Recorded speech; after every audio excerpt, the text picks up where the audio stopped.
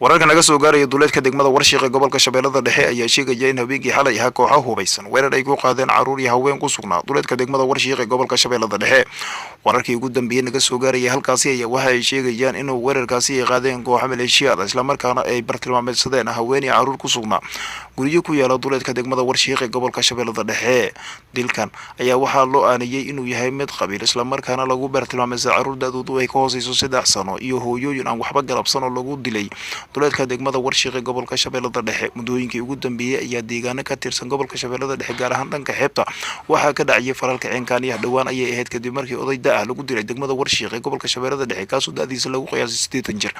dalkiisana loo aanay aalooyin qabiil sidoo kale dhawaan ayaa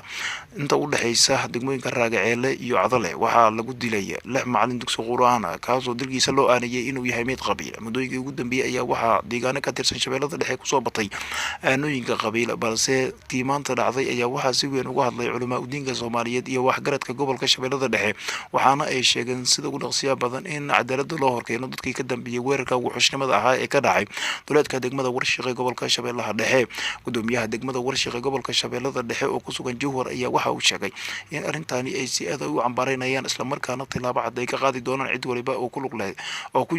ku lug yeelata weerarkii xalay ka dhacay duleedka degmada Warshiq ee gobolka Shabeellaha Dhexe.